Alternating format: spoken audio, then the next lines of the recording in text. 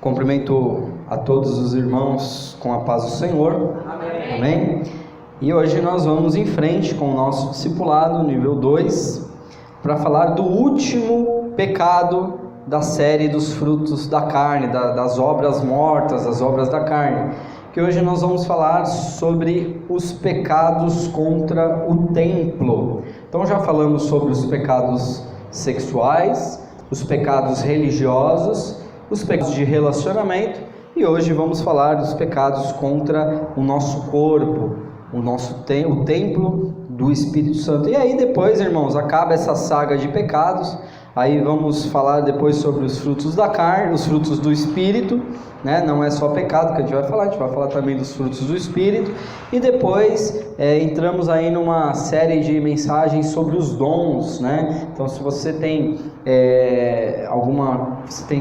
dúvida e quer aprender mais sobre os dons do Espírito, depois aí, um pouquinho mais à frente, nós vamos entrar nessa parte, amém? Então feche seus olhos e eu vou fazer uma oração. Pai querido, Pai amado, nós estamos falando sobre pecado, Pai. E falar sobre pecado, não podemos seguir sem te pedir perdão pelos nossos pecados. Porque hoje nós compreendemos que muitas coisas, sejam elas das mais imorais, aquelas mais simples de relacionamento, muitas vezes cometemos esses pecados, Senhor. Pecados que talvez nós nem nos damos contas de que pecamos. Pai amado, por isso nós nos rendemos diante do Teu altar para te pedir perdão e pedir que o sangue do Senhor Jesus Cristo, aquele que nos purifica de todo pecado, seja sobre as nossas vidas. Pai querido, dai-nos essa metanoia, essa mudança de mente, ensina-nos, ajuda-nos a vencer a carne, a vencer o pecado, para que possamos andar em consciência de separação, em santidade, em santificação, porque a Tua palavra diz que se sem santificação ninguém verá o Senhor, então com santificação é possível vê-lo. Por isso nós te agradecemos, porque até aqui o Senhor tem nos sustentado, até aqui o Senhor tem aprovado as nossas vidas diante da Tua presença. Pai, derrama da Tua graça sobre as nossas vidas. Enche-nos, Senhor, da Tua unção, enche-nos, Senhor, da Tua graça, da Tua presença, da Tua revelação. Pai amado, nós precisamos de Ti, nós dependemos de Ti. Nós não estamos aqui para aprender um conceito pré-determinado, mas nós queremos, Senhor, estar debaixo da Tua inspiração e poder fazer a Tua vontade. Ensina-nos nesta noite, toma a Tua posição de mestre. Eu renuncio, Senhor, toda a minha sabedoria, eu me escondo atrás da cruz e eu me coloco aos Seus pés, dependente de Ti.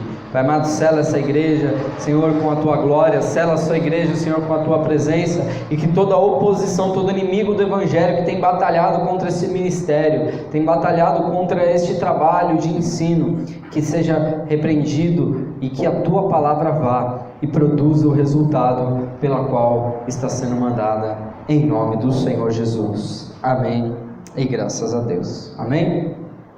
Glória a Deus. Então, hoje nós estamos na sexta ministração do discipulado nível 2, que é os pecados contra o templo.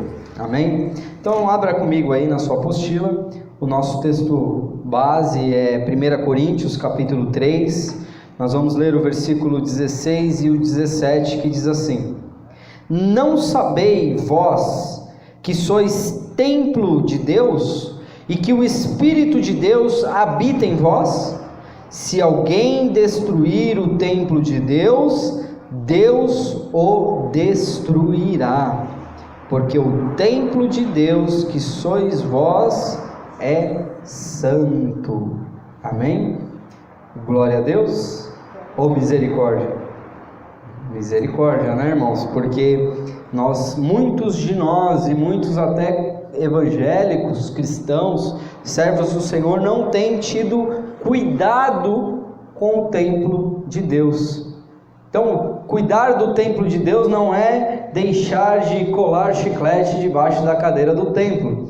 Isso você precisa também fazer, tá, irmão? Se você tem esse hábito, né? Pega o seu chiclete, guarda no bolso, joga, gospe no lixo depois, vai no banheiro, não cole debaixo da cadeira da igreja, amém, irmãos? Isso é pecado também, tá bom, irmão? Você está agindo contra, né, a zeladoria, né, o ministério de zeladoria da igreja, né, que alguém vai ter que virar a sua cadeira e com uma faquinha tirar o seu chiclete de lá, amém, irmãos? Então não faça isso. Mas aqui, quando a palavra do Senhor fala sobre o nosso corpo, ele nos coloca como templo do Espírito Santo. E templo de Deus, primeiramente, é um privilégio, né, irmãos? Porque lá no Antigo Testamento, Deus, ele não habitava no homem. Deus, através do seu Espírito, ele vinha sobre determinados homens, né? Homens e mulheres de Deus. Então, vinha ali um juiz, ou um rei, ou um profeta, e esse homem era cheio do Espírito Santo, e o Espírito Santo ali trazia um poder, como era no caso de Sansão, né? Sansão, ele era cheio do Espírito Santo, mas não era sempre que ele tinha ali a sua força, era nos momentos que ele precisava da força, que Deus enchia ele daquela força maravilhosa, e a Bíblia diz que o Espírito o possuía, o Espírito Santo o possuía, era algo assim muito forte, que vinha sobre aquele juiz, chamado Sansão, que depois ele desperdiça, né, toda aquela questão da unção, e você conhece a história, né, que ali ele declara ali para sua esposa, a Dalila, qual era a origem da sua força. Não que a força estava no cabelo, irmãos, mas a força estava no voto de separação, que era uma das condições daquela aliança de força. Era o nazireado, que Sansão não poderia cortar os cabelos, mas ele não só feriu essa regra, como também feriu outras, como o de tomar ali, tocar em um cadáver, quando ele pega ali o favo de mel num corpo de um leão morto, e também outras coisas, como por exemplo tomar ali a mulher estrangeira, como era a própria Dalila, que era uma filisteia. Então Sansão ele pecou muitas vezes, e ali Deus no final ele acaba perdendo essa força que ele tinha de Deus, e ele é no final morto, e Deus restaura ali a força dele no último momento, né? Ele clama mais uma vez ali para Deus, e ele preso no templo de Dagon, preso a duas colunas, e ali ele sendo motivo de zombaria dos filisteus, e ele ora a Deus pedindo para que Deus uma vez mais lhe desse ali aquela força, e Deus atende a sua oração, e ele derruba as colunas do templo, e ele morre, e ele mata mais filisteus que eram inimigos de Israel, com a sua morte, do que em toda a sua vida. Amém, irmãos? Então a misericórdia de Deus se estendeu ali para Sansão até o final da sua vida. Mas hoje nós temos um privilégio, irmãos. Nós temos o privilégio de sermos o templo do Espírito Santo. Deus não habita mais no templo feito por mãos de homens. Lá na época de Moisés, no tabernáculo, havia ali uma preparação cerimonial, havia ali um contexto ritualístico dado por Deus, com medidas exatas, com maneiras exatas, porque o tabernáculo de Moisés era uma cópia daquilo que ele viu lá no céu, do tabernáculo celestial. Então todas as medidas, todas as maneiras, tudo aquilo que tinha, que ele viu no céu, ele pôde, pela vontade de Deus, reproduzir em uma escala terrena aquilo que ele viu no céu como tabernáculo. Mas após a destruição do templo de Salomão, que depois do tabernáculo, aí veio o templo, a construção do templo, e aí no ano 70 da nossa era, o templo foi destruído, né, pelos romanos, e até hoje não foi reconstruído. Então nós temos aí quase que 2000 anos sem existir um templo de Israel. Hoje só existe o murinho lá, né? O muro que é chamado de Muro das Lamentações, E ali os judeus, eles vão ali, fazem as suas orações ali naquelas pedras que restaram do templo. Porém, um dia, eu creio, pela escatologia bíblica, que o templo será reconstruído. E quando esse templo for reconstruído, então é o começo do fim, porque é quando o anticristo fará uma aliança com Israel por 3 anos e meio, né? E aí nós não vamos entrar hoje aqui nessa parte escatológica, mas fica aí de curiosidade, para que você estude também essa parte. E irmãos, o nosso corpo, ele é templo do Espírito Santo, porque o Espírito Santo habita em nós. Deus escolheu que nós sejamos o templo de Deus. Então nós recebemos o Espírito Santo em 2 momentos. Quando nós aceitamos o Senhor Jesus como nosso Senhor e Salvador, nós somos o que? Selados pelo Espírito Santo. Então o Espírito Santo mergulha em nós, ou seja, nós abrimos a porta do nosso coração, nós somos santificados pela palavra de Deus e pela fé em Jesus Cristo, e o Espírito Santo entra em nós, o Espírito Santo passa a fazer morada. Então nós chamamos isso de selo do Espírito Santo, nós passamos a ser a propriedade de Deus. Então Deus faz morada em nós. Num segundo momento, é o contrário. No primeiro, Ele mergulha em nós, né? É como se Ele entrasse em nós, e o segundo é quando nós entramos nele. É quando aí nós recebemos o batismo no Espírito Santo, que é quando nós mergulhamos nele. Então, no primeiro momento Ele mergulha em nós, recebemos o selo, passamos a ser o seu templo, e o segundo momento nós mergulhamos nele e recebemos dele o poder da era vindoura. Amém, irmãos? Quando nós passamos a usufruir das benesses do reino de Deus.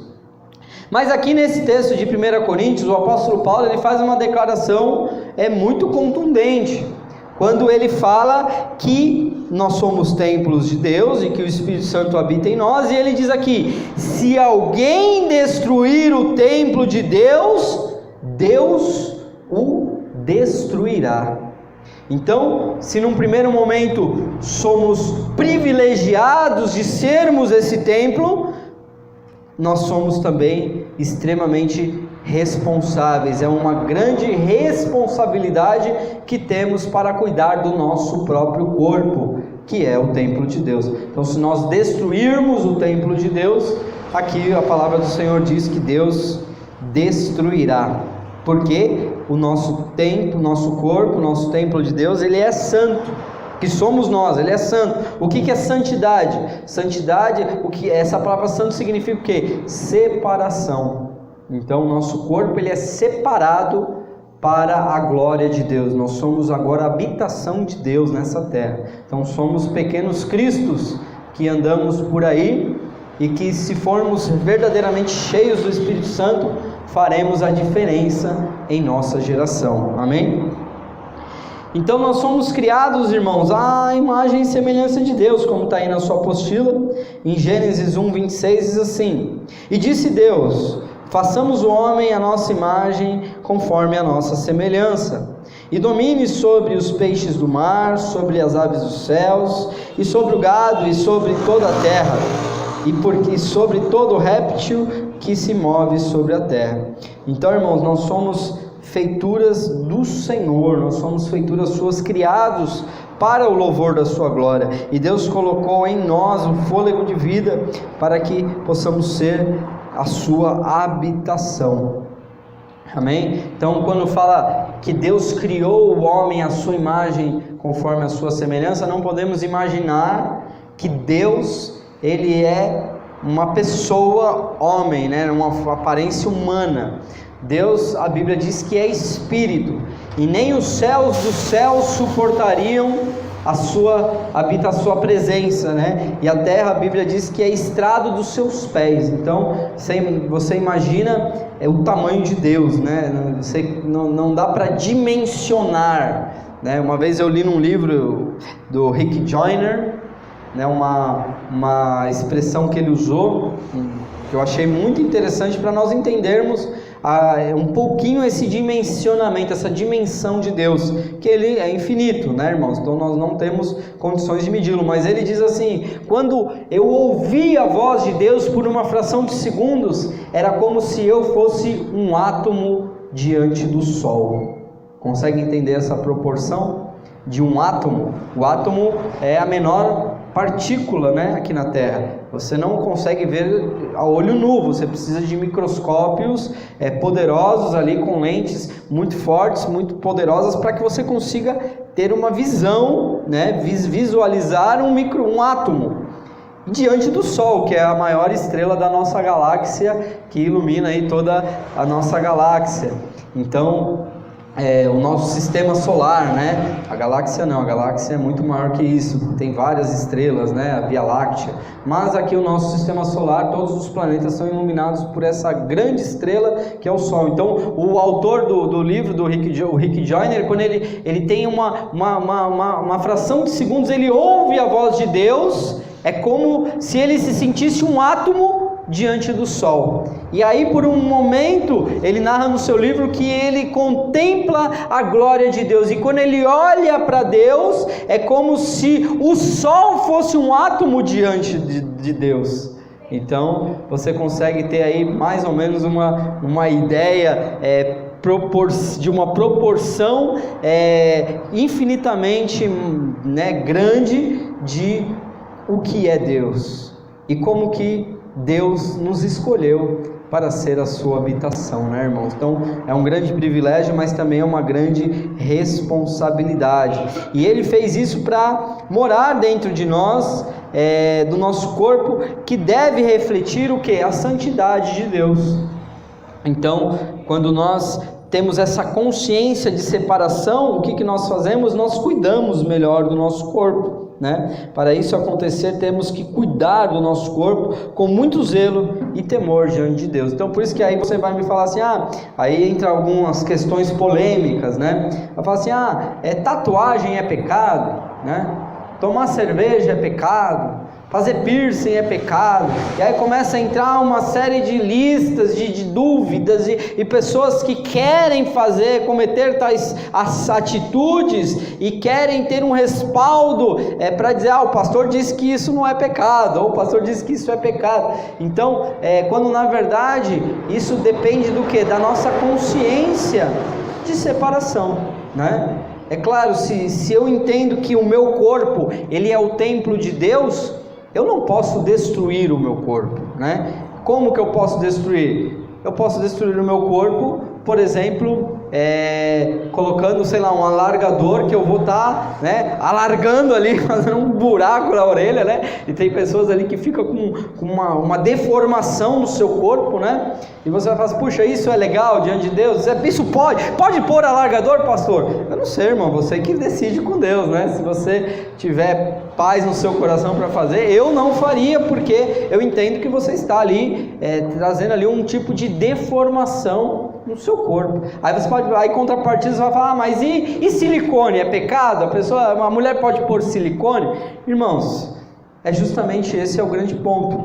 Nós não podemos aqui ficar criando polêmica. Nós precisamos ter o quê? Uma consciência de separação, de que somos o templo de Deus e que temos que cuidar do nosso corpo. Eu posso não fazer tatuagem, posso não fazer alargador, posso não fazer cirurgia plástica, mas de contrapartida eu posso ser um glutão e vivo comendo um monte de coisa que não presta, né? E trazendo um monte de doença para o meu corpo. Também estou destruindo o templo de Deus, que é o meu corpo. Eu tenho que cuidar do meu corpo, tenho que praticar exercício físico, eu preciso ter uma alimentação saudável. Por quê? Porque também isso é responsabilidade minha, amém, irmãos? Então, tanto de um extremo como de algo mais simples, nós precisamos compreender que pecados contra o templo também são pecados, amém? Então vamos lá, Gálatas 5,19, ele fala aqui dos frutos da carne, como nós temos já visto, a partir do versículo 19, no versículo ao 21, Gálatas 5, 19 ao 21, que diz assim: porque as obras da carne são manifestas, os quais são adultério, fornicação, impureza, lascívia, idolatria, feitiçaria, inimizades, porfias, emoluções, iras, pelejas, dissensões, heresias, invejas. Aí ele lista aqui os 3, que é o que nós vamos falar hoje: homicídios, bebedices e glutonarias, e coisas semelhantes a estas, acerca das quais vos declaro, como já antes vos disse, que os que cometem tais coisas não herdarão o reino de Deus. Amém, irmãos? Então hoje é bem simples a nossa ministração, porque fala de 3 coisas simples de entender. A primeira é homicídios. Então, quando nós falamos de homicídio, é muito claro que ninguém é homicida dentro da igreja, né, irmãos? A gente entende que ninguém que serve a Deus vai tirar a vida de outra pessoa. Às vezes não tira a vida nem de um animalzinho, né?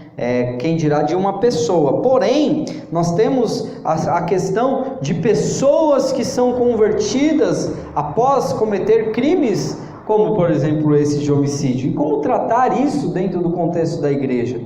Como tratar isso no relacionamento dessa pessoa com Deus? A pessoa vai falar: puxa, então quer dizer que os homicidas não herdarão o reino dos céus, então para mim não tem mais jeito. E aí é por isso que eu tenho insistido no evangelho da graça. Eu tenho insistido de que o pecado ele precisa ser um escape, né? Ele precisa ser ali um acidente, não uma prática. Se a pessoa já reconheceu o seu pecado, se ela já se converteu, se ela já se arrependeu, então nós temos que realmente entender que o sangue de Jesus ele não só cobre o nosso pecado, mas ele apaga por completo. Então diante de Deus é como se aquele sangue que está nas mãos dessa pessoa já tivesse sido apagado pelo perdão de Deus, amém? Porque Jesus ele pagou o preço, ele foi para a cruz como inocente para pagar a condenação do culpado. Ele recebeu em si a condenação para que eu e você hoje pudéssemos ter vida e vida em abundância, amém? Então o homicídio ele é um ato, seja ele voluntário ou não, caracterizado pela destruição da vida de uma pessoa. É a ação de assassinar outro ser humano, e é um assassínio ou assassinato. Ou seja, aqui nós poderíamos também colocar a questão do suicídio, amém? Que também não deixa de ser um homicídio contra a própria vida. Então, a pessoa que tira a própria vida, ela também está aqui dentro desse contexto de homicida, porém com um agravante: ele não vai conseguir ter tempo para se arrepender, né? Porque ele está tirando a sua própria vida. E como que se arrepende dessa maneira, né? E ainda um homicida de outrem, ele pode sim receber a graça de ser perdoado por Deus, amém, irmãos? Então, não há pecado que não tem perdão, exceto a blasfêmia contra o Espírito Santo.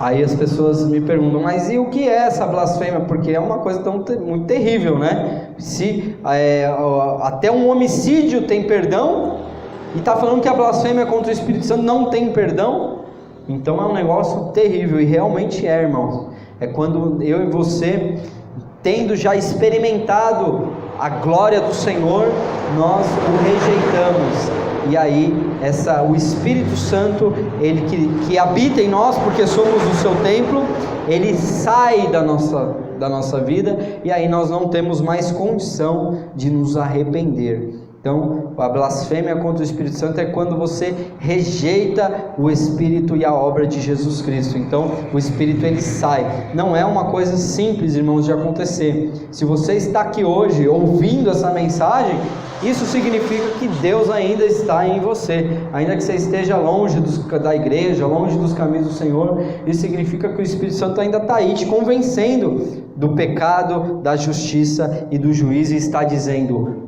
volta para a casa do Pai, porque tem um lugar de honra ainda preparado para você, amém? Glória a Deus. Então, irmãos, Deus é o único detentor do direito de tirar a vida. Absolutamente ninguém possui esse direito a não ser Deus. Olha o que está escrito em 1 Samuel, capítulo 2, versículo 6. Ele diz assim: o Senhor é o que tira a vida e a dá. Ele faz descer a sepultura e faz tornar a subir dela.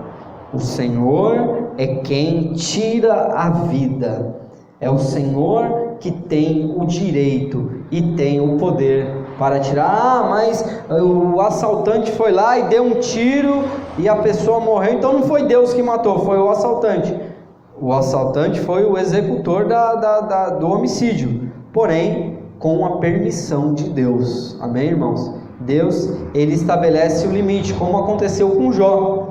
Deus chegou para Jó e falou: ó, você pode tocar nos bens de Jó, falou para o diabo, né? Você pode tocar nos bens de Jó, você pode tocar no seu corpo, na sua saúde, mas não toque na vida dele. Então o diabo, ele teve que estabelecer ali o limite, ele teve ali que aceitar aquela condição que Deus estabeleceu. Então Deus é o autor da vida. Se uma pessoa morre, irmãos, é porque assim Deus o permitiu, está no controle de Deus, está debaixo da autorização de Deus, né? A gente imagina a morte, aquela caveirinha de touca e com a foice na mão, né? Então, se pudéssemos ilustrar a cena, aquela caveirinha ia chegar perto do servo de Deus e ela ia olhar para cima, ia falar: e aí, Senhor, eu posso? E aí Deus ia falar: pode, ou não pode, e ela ia ter que voltar para sua casa, porque a Bíblia diz que a morte e o inferno serão lançados também no lago de fogo e enxofre. Então, se a própria Bíblia personifica a morte, então podemos entender que existe aí um mistério espiritual por trás dessa questão de quem opera a morte, né? Porque Deus não é Deus que opera, mas Deus permite. Amém, irmãos? E aí Deus também pode tirar uma pessoa da terra, como fez com Enoque e como fez com Elias. A Bíblia diz que Enoque andava com Deus e Deus o tomou para si. Imagina, irmãos, Deus estava ali a presença de Enoque, que andava com ele, era tão gostosa para Deus ali. Deus apreciava tanto andar com Enoque que Deus se cansou, falou assim: não, vem para cá. E ele foi arrebatado de corpo e tudo, não se achou o seu corpo. E também isso aconteceu com Elias, quando Elias é arrebatado em um redemoinho, e diz a palavra do Senhor que Eliseu ali toma a capa dele e nunca mais ele é visto. Ele foi arrebatado. Por isso que alguns dizem que as duas testemunhas do Apocalipse serão Enoque e Elias, porque eles não viram a morte. E a Bíblia diz que lá no Apocalipse, essas duas testemunhas, elas vão pregar a palavra durante ali a grande tribulação, e o anticristo vai matar essas duas testemunhas, e ali eles vão ficar expostos em praça pública, e depois de 3 dias eles vão ressuscitar. Amém, irmãos? Então, se Enoque e Elias não viram a morte, eu entendo que talvez isso seja possível sim, mas é mera especulação, porque a Bíblia não fala quem serão essas testemunhas. Mas para mim não importa, porque eu não estarei aqui para vê-las, amém, irmãos? Porque eu serei arrebatado antes disso, e se você vir comigo, nós seremos arrebatados juntos, e nós vamos assistir de camarote lá das bodas do Cordeiro, e aí nós vamos perguntar para o Senhor: Jesus, as duas testemunhas eram Enoque e Elias? E aí ele vai nos responder, amém? Glória a Deus. Então Deus, ele é o único detentor do direito de tirar a vida de uma pessoa. Depois, Jesus, ele considera o ódio como homicídio. Olha que interessante, porque lá no Antigo Testamento, na lei, falava que era olho por olho, dente por dente, né? Então, se o camarada matou, o vingador, né, daquele que morreu, né, o parente mais próximo, o filho ou irmão, ele tinha ali o direito de o quê?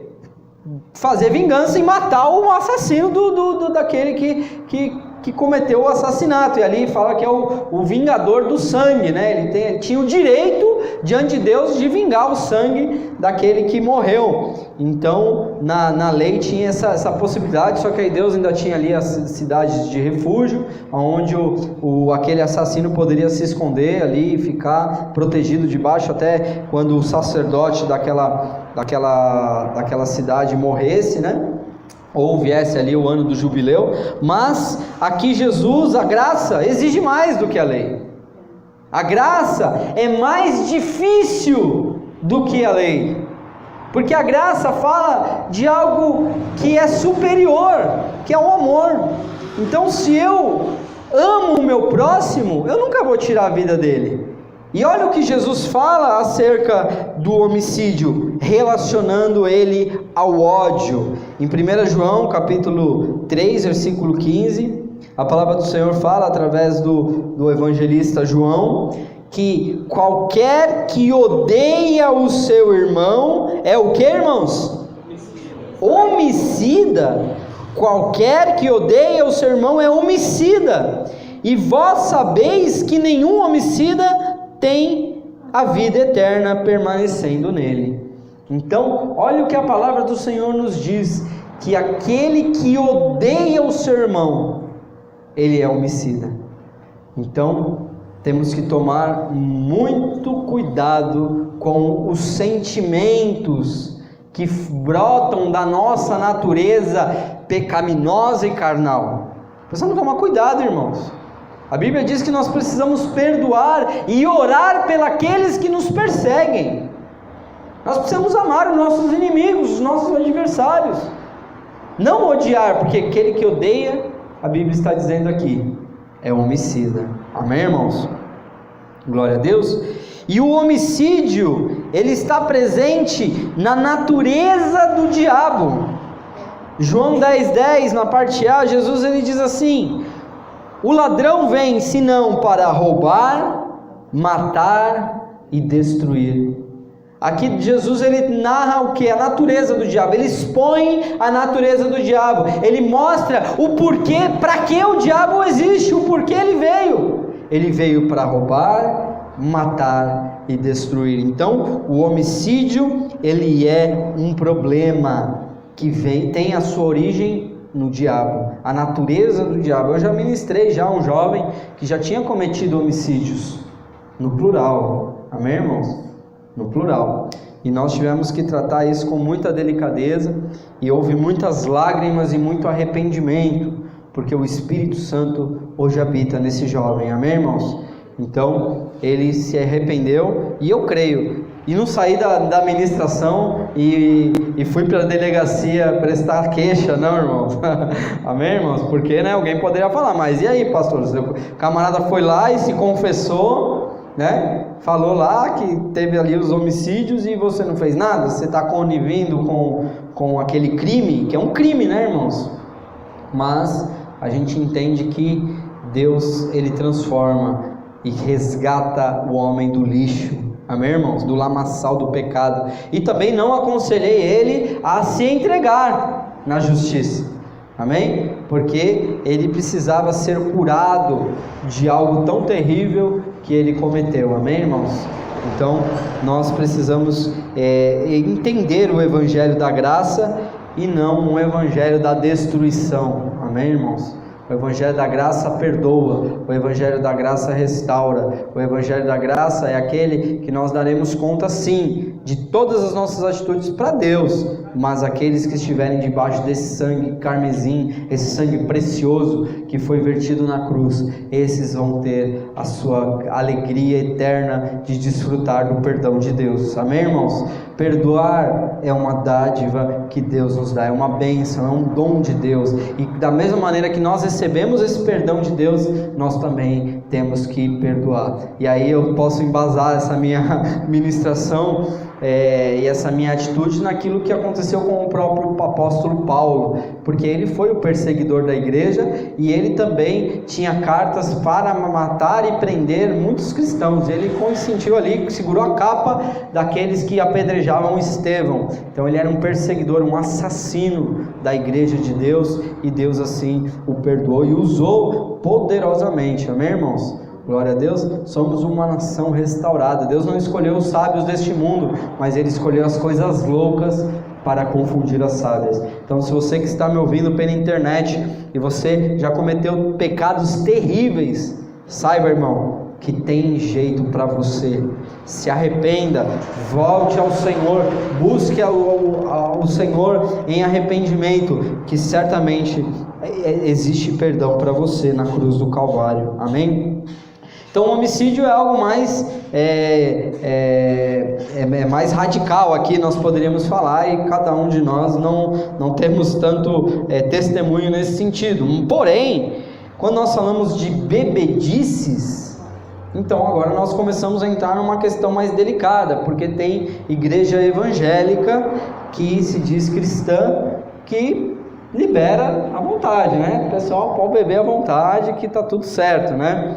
E aqui nós temos que entender que o cristão, ele não deve se deixar levar pelas bebedices, e sim ser cheio do Espírito Santo, que deve ser sóbrio e vigiar, porque, irmãos, o álcool ele causa sérios danos, pode estar acompanhado do quê? De prostituição, de impurezas, de iras, de lascívia. Então a bebedice é que é o problema. Então você fala assim: ah, pastor, mas eu tomar um copo de vinho, eu sou de uma família italiana, né? Nós temos o hábito de tomar ali o vinho antes da pizza, antes da macarronada de domingo, então quer dizer que agora eu sou crente, eu não posso mais tomar?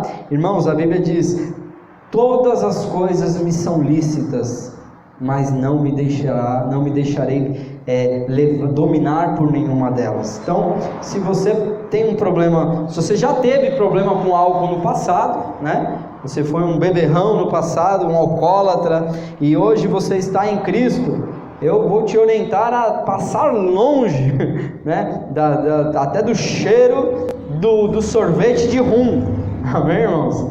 Né? Não tomar nem o sorvete de passas ao rum, para que isso não desperte aquele homem pecador que está aí adormecido dentro de você, dominado pelo Espírito, né, pelo seu Espírito. O seu homem espiritual tem dominado esse homem carnal, porque, irmãos, o pecado muitas vezes vem com força, a tentação vem com muita força, e às vezes a pessoa se desvia dos caminhos do Senhor por causa de uma festinha de família, que aí se deixa levar, toma uma cerveja, toma duas, toma três, daqui a pouco toma uma caixa, e daqui a pouco, né, já está escandalizando, envergonhando a sua fé, e aí falando: ué, mas não é crente? Né? Irmãos, se prepara, que sempre você vai ouvir isso. Ah, você não é crente? Se você for pastor ainda, piorou. Tá vendo? Mas você não é pastor? Então, irmãos, temos que vigiar nas questões da nossa sobriedade. Nós não precisamos tomar, e aqui a gente poderia colocar, por exemplo, remédio para dormir. Amém, irmãos? Nós poderíamos colocar remédio para dormir. Então, uma pessoa que ela é viciada em remédios, em calmantes, que não consegue ter uma noite de sono sem tomar os comprimidos, também pode caracterizar aqui um tipo de bebedice, porque ela precisa de um fator externo para aquietar a sua alma. Então, irmãos, tudo aquilo que é exagerado, tudo aquilo que sai do nosso controle, irmãos, nós precisamos ter o domínio próprio, que é um fruto do Espírito. Se você não tem domínio próprio, seja na questão da bebida, seja na questão que for, você ainda precisa desenvolver o fruto do Espírito. Olha o que diz em Provérbios 20, versículo 1. Ele diz assim: o vinho é escarnecedor, e a bebida forte alvoroçadora, e todo aquele que neles errar não é sábio. Então, se você me perguntar: pastor, é pecado beber, tomar bebida alcoólica? Eu vou te indicar esse versículo de Provérbios, porque aqui ele diz que aquele que erra nessas coisas não é sábio. Então eu vou falar assim, não vou dizer para você que é pecado, mas é burrice. Né? Quem erra nessas coisas não é sábio, então quem erra nessas coisas é burro. Amém? Glória a Deus. Então, bebida forte, né, que ele fala, o vinho é escarnecedor e a bebida forte é alvoroçadora. Então aqui ele está querendo dizer o seguinte, que você não precisa deixar que o álcool te domine, porque, irmão, se você parar para analisar biblicamente, Jesus transformou água em vinho. O vinho que Jesus transformou não era suco de uva. Hoje nós tomamos na ceia suco de uva, né, irmãos? Mas na ceia de Jesus era vinho mesmo. Tanto é que nós temos lá o exemplo que nós já falamos aqui sobre a ceia que traz vida. O exemplo lá que tem em 1 Coríntios no capítulo 11, quando fala que muitos, eles não esperavam uns pelos outros e muitos ficavam até bêbados, né, no dia da ceia. E aqueles que eram pobres, que chegavam depois, não tinha nem o que comer. Então eles tomavam, era vinho mesmo, era vinho alcoólico mesmo. Porque, né, nós temos até o exemplo lá de Noé, que tomou vinho demais, ele plantou uma vinha, né, aí tomou lá uns goró lá, tomou os vinhozinhos lá e depois escandalizou lá que o filho lá, o cão, né, olha o nome do camarada, cão, né, o cão, né, o cão, ele foi lá e zombou do pai que estava pelado lá na tenda, e ali ele depois recebeu uma maldição lá do pai. E em Efésios capítulo 5, versículo 18, ele diz assim: e não vos embriagueis com vinho, em que há contenda, mas enchei-vos do Espírito. Então aqui a Bíblia, ele não diz aqui que é pecado, mas aqui ele dá uma orientação, ele fala assim: olha, não vai se embriagar com vinho. A bebedice é algo terrível, por quê? Porque é algo que vicia. Então a pessoa, ela destrói o corpo, aquela pessoa que ela é viciada em bebida. Então nós temos um exemplo de um primo meu, que tem a mesma idade que eu, só que ele continuou na vida boêmia, né? De drogas e de bebida, e hoje ele tem a minha idade e já está com vários problemas de saúde, né? E já está até com cirrose, se eu não me engano, né? E porque até hoje não parou, já há décadas que ele bebe muita bebida alcoólica. O que ele está fazendo com o corpo dele? Está destruindo o corpo dele. Amém, irmãos? Então, a questão da bebedice é uma obra da carne, que é um pecado contra o seu próprio corpo. É um pecado de autodestruição. Isso pode entrar nicotina, pode entrar drogas, pode entrar remédios, como eu falei. Tudo aquilo que você está desenvolvendo ali, uma dependência que está destruindo o seu corpo. Amém, irmãos? Glória a Deus. Então, não temos que nos embriagar de vinho. Nós não precisamos, essa que é a verdade. Nós não precisamos nos embriagar com vinho. Nós precisamos ser cheios do Espírito de Deus. Amém, irmãos? Glória a Deus. E por último aqui é as glutonarias, né, irmãos? O que é a glutonaria? É o ato de comer em demasia, em excesso, quando ultrapassamos o limite da saciedade, né? Então, a glutonaria também é pecado, irmãos. Então, quando nós falamos quando vai na churrascaria, né, irmãos? Aleluia! Vai na churrascaria que sai até torto, né? O garçom vem oferecer o refrigerante, a pessoa nem quer. Não quero refrigerante, não é porque não toma, é porque ele não quer encher a barriga de refrigerante para comer mais, né? Tem que valer o dinheiro que está pagando ali, né? Então, irmãos, quando fala da gula, né? Isso é gula. Realmente, irmãos, a glutonaria tem esse contexto de pecado, por quê? Porque também destrói o seu corpo. É claro, nós não estamos aqui dizendo que uma vez ou outra você exagerou um pouco aqui, um pouco ali, e você já, sou um pecador e vou para o inferno, né? Não, irmãos, nós precisamos cuidar do nosso corpo. Então, é importante você fazer exercício físico, é importante você comer comida saudável e não se encher, se empanturrar de comida só para satisfazer o seu paladar, só para satisfazer a sua concupiscência. Amém, irmãos? Porque qual o problema do crente quando jejua? É isso, né, irmão? Quando jejua, ali a pessoa sente o cheiro do bife fritando, né, com cebola e pimentão, e ali a pessoa fica ali alucinada porque está em consagração e está em jejum. Irmão, jejum não é sacrifício. Jejum é para você entender que o teu estômago não é o seu Deus. Amém, irmãos? E que você tem um domínio sobre o seu corpo. Porque você quer ferramenta melhor de domínio sobre si mesmo do que o jejum? Né? Você deixar o seu corpo não dar o alimento que o teu corpo precisa para viver é o básico da vida, né? A gente precisa de alimento para viver. E quando você fala não, você está dizendo ali que o teu estômago não é o seu Deus. Amém? Em Romanos capítulo 14, versículo 17, a palavra do Senhor diz: porque o reino de Deus não é comida e nem bebida, mas justiça e paz e alegria no Espírito Santo. Então, o reino de Deus não é comida e não é bebida. O contexto desse Romanos 14 fala sobre a questão dos alimentos, né? Que alguns falam que comer carne é pecado, outros falam que não. Então ali ele começa a trazer essa ministração e falando que o reino de Deus não é comida e nem bebida. Então, comida e bebida é coisas dessa terra. Amém, irmão? Nós vamos depois comer do maná celestial, nós vamos comer do vinho novo de Jesus no reino. Amém? Porque Jesus, ele disse que ele não voltaria a tomar do fruto da vide até que ele viesse no seu reino com os seus gloriosos santos. Amém, irmãos? Então haverá comida no céu. Nós ainda desfrutaremos dessa bênção de nos alimentar. Você já viu um cachorrinho comendo com muita fome? Ele nem sente o gosto da comida, ele engole inteira a comida, né? Tem até algumas técnicas de você deixar a ração ali um pouco mais alta, para o cachorro não ir com tanta sede ao pote, né? Ali com tanta fome, ali comendo tudo, porque o animal não aprecia o paladar dos alimentos. Nós temos essa dádiva, né? Nós comemos ali uma feijoada na quarta-feira, né? E colocamos ali, né?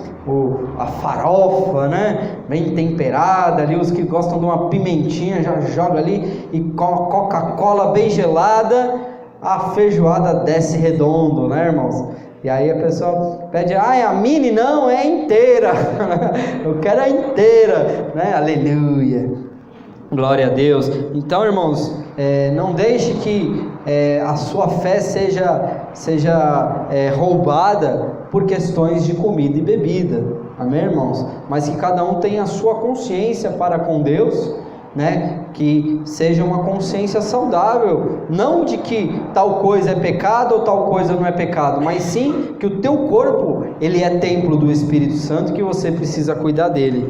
Em 1 Coríntios capítulo 10, versículo 31, ele diz assim: quer comais, quer bebais, façais qualquer outra coisa, fazei tudo isso para a glória de Deus. Então fazer essas coisas para a glória de Deus é o segredo, né? Então, se uma glutonaria você entende que não vai ser para a glória de Deus, principalmente olhando para as coisas dessa terra, vendo que tantas pessoas passam fome, e você esbanjando, pagando lá R$300 numa churrascaria, né? Isso é pecado, irmãos, né? Você tem que tomar cuidado com como você também usa as bênçãos que Deus entregou na sua mão. Se Deus hoje te deu condições financeiras, você não pode esbanjar essas condições, porque existe uma grande responsabilidade sobre a sua vida também, como sendo um agente transformador de pessoas. Então, se você hoje tem uma condição financeira favorável, então abençoe, irmão. Abençoe o pobre. Não é abençoar o pobre dando a moedinha no farol, porque tem gente que acha que dá uma moedinha pro bêbado lá no farol, já tem a sua consciência aliviada. Irmãos, tem famílias que têm passado necessidade. Tem famílias que às vezes está sentado do teu lado no banco da igreja e você não tem nem ideia que ela está comendo ali arroz com farinha, né? E quando tem o arroz, porque quando não tem é só a farinha mesmo. E aí e às vezes é irmão na fé seu que está aí, e quem dirá aqueles que também não, né? Como a gente está vendo aí essa questão dos venezuelanos, né, irmãos? Não sei se vocês têm acompanhado, mas hoje eu estava vendo uma reportagem no jornal falando, uma oficial do exército contando da história de uma família do venezuelano que estava vindo ali, que entrou ali pela fronteira, que saiu da Venezuela com 9 filhos, né? Uma família saiu com 9 filhos e chegou aqui no Brasil com 3. Porque 3 morreram de sarampo e 3 morreram de fome, de desnutrição. Ali a oficial ali do exército dando a entrevista até chora, né? Porque quando eles chegaram eles estavam ali, sabe, querendo só comer.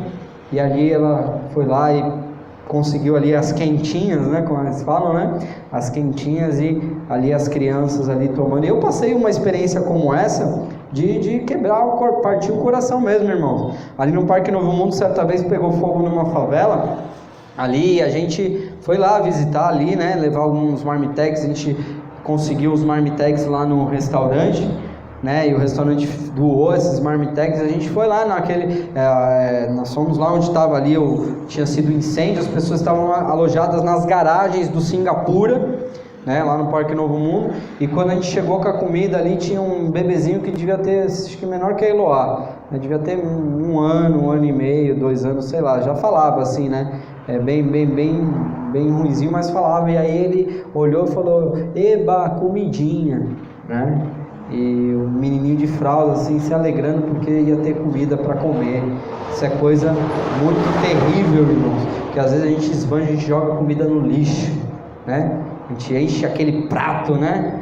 E aí come de olho gordo e joga comida no lixo. Isso também é pecado, amém, irmãos? Então temos que usar aquilo que Deus nos deu, os recursos que Deus nos deu, com sabedoria. Rick Warren, né, com aquele livro Uma Vida com Propósitos, ele diz que nós estamos sendo preparados para responder 2 perguntas para Deus.